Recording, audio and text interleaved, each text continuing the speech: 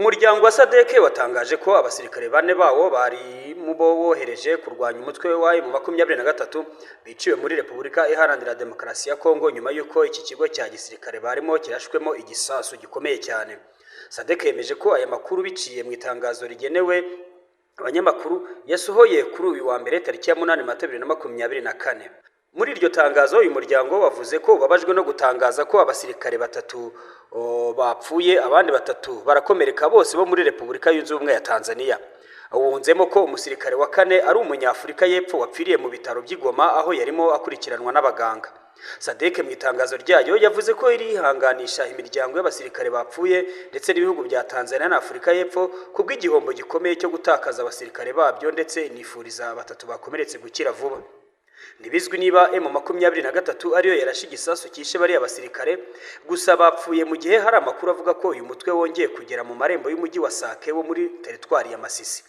Abasirikare bane ba Sadeke bapfiriye muri Kongo kuri uyu wa mbere, biyongera ku bandi babiri b'abanyafurika y'Epfo bapfiriye muri iki gihugu mu minsi ishize.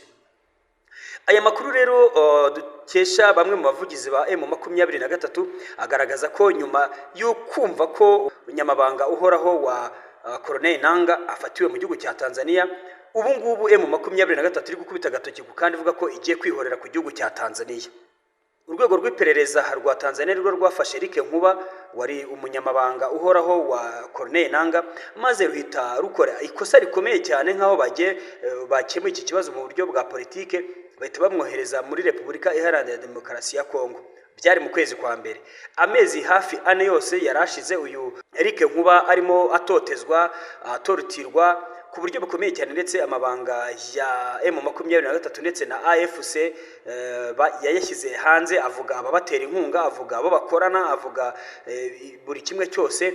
Ariko M23 ikavuga ko igomba kwihorera ku gihugu cya Tanzania ndetse na Sadeke muri rusange, aho yabitangiye ikaba yarashe abo basirikare ba Tanzania, ndetse ikaba ifite n'umugambi wo gukomeza kubarasa aho byanze bikunze, kereka ngo iyi Sadeke iramutse ikuye ingabo zayo muri Kongo nibwo M23 yapfa kwihanganaho gakeya.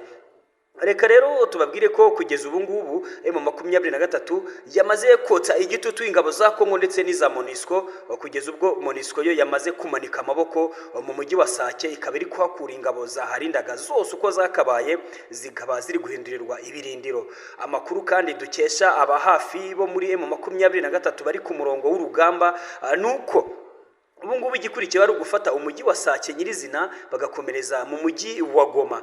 Goma yo kwifata biroroshye cyane, kuko mbere y'ibi byose twabatangariza ko Goma imihanda yose nk'uko twababwiye irimo za Minova, za Shasha n'ahandi yerekeza muri Goma ivuye mu bice bitandukanye bya teritwari ya Rucuru ndetse na za Masisi, M23 yarahafunze.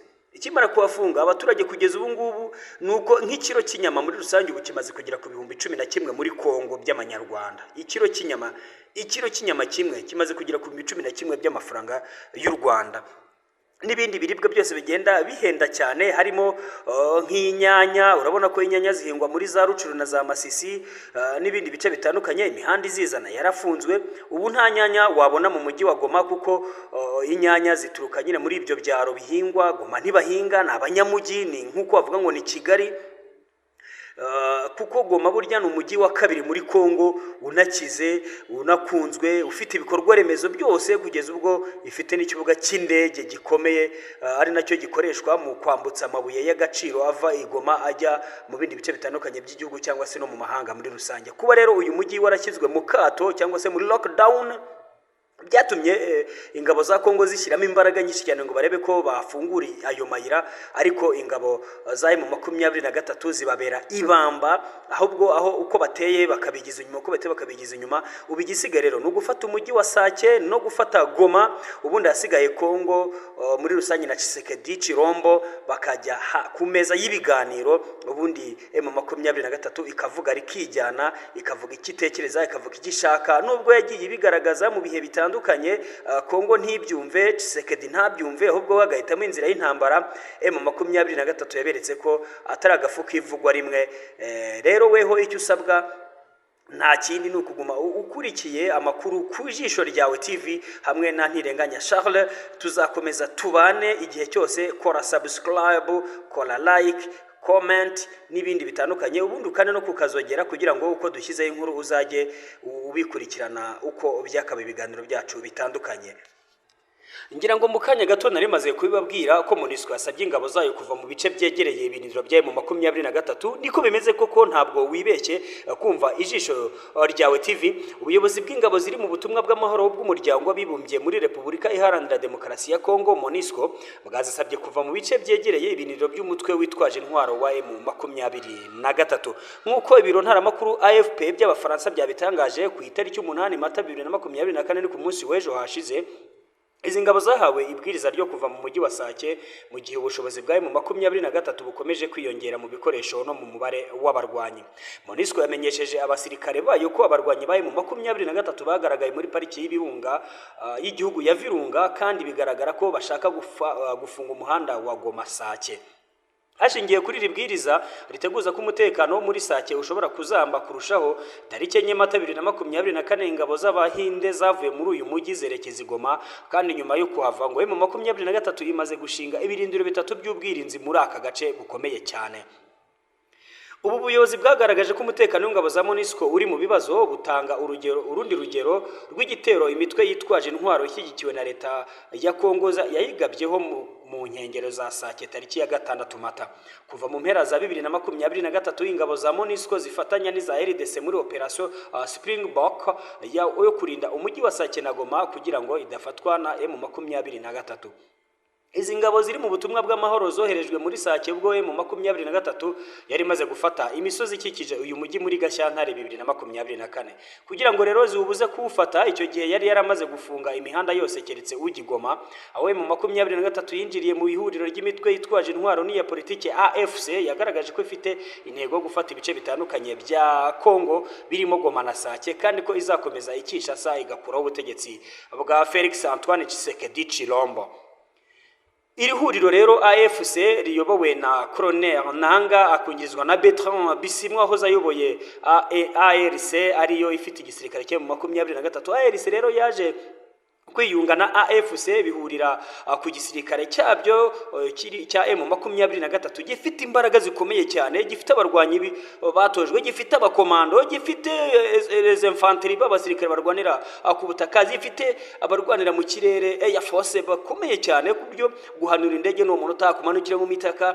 Izi ngabo biragaragara ko zamaze imyaka myinshi koko mu ishyamba ry'ibirunga zirwanaho, ziga uburyo bukomeye cyane, ziga intambara yo ku butaka, ziga mu kirere, ziga iyo mu mazi, ziga intambara ya kinyeshyamba aribyo bita abaroberi ku buryo bukomeye cyane. Zikaba rero zijujubije ingabo za MONUSCO, zijujubye ingabo za SADC, zijujubya ingabo za Kongo, zijujubya Wazalendo, zijujubya FDLR.